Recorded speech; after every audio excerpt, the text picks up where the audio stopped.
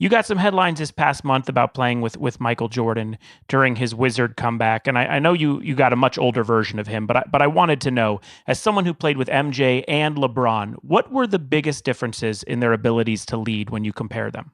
Well, I think it's just different leadership styles, man. There's no one way. Hmm. And I think that, Michael was just, he was driven. I mean, and he pushed the envelope. He pushed it hard. And it was just like he was almost manic at how he approached things.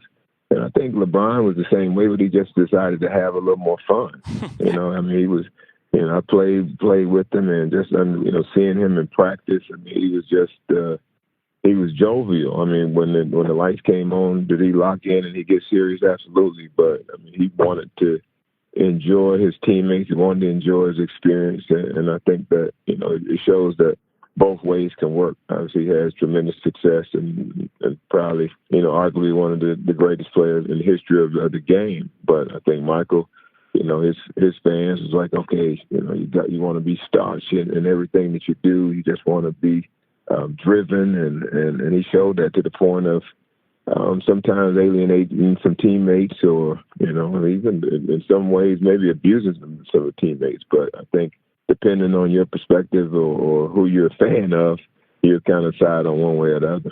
Would you say you were friends with LeBron, and would you say you were friends with Jordan when you played with him? Yes.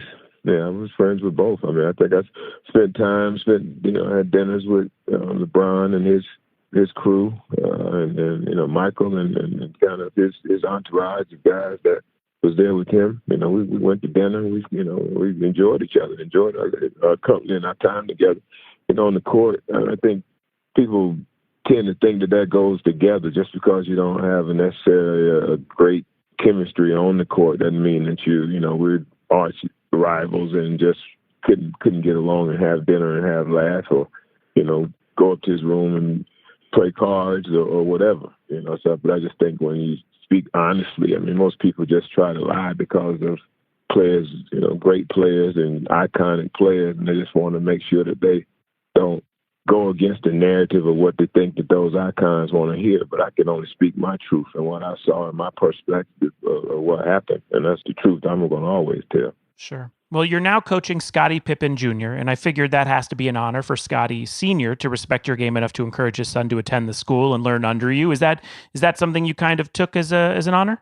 No, Scotty's always been a big fan, man. I mean, when he was on ESPN and I was up for some NBA jobs, Scotty was always really pushing because he had seen me work. He had seen my path, see how I kind of grinded to get to that point. And then all of a sudden I get the job at Vanderbilt and come to find out that his son had committed. So it was like, obviously he could have left and went anywhere that he wanted to because it was a coaching change. But, it was like, oh, nah, this was, perfect for my son. And then for him to come in and have the year that he had last year. Yeah. With, not being on anybody's really radar. I think he was, 3-star athlete. He wasn't on any preseason SEC freshman team, and all of a sudden he comes in and make all freshman team, and he learns so much. And I think he's going to be really, really good. I'm hoping he get those 5 inches in between his freshman and sophomore year, like Scottie did. Yeah.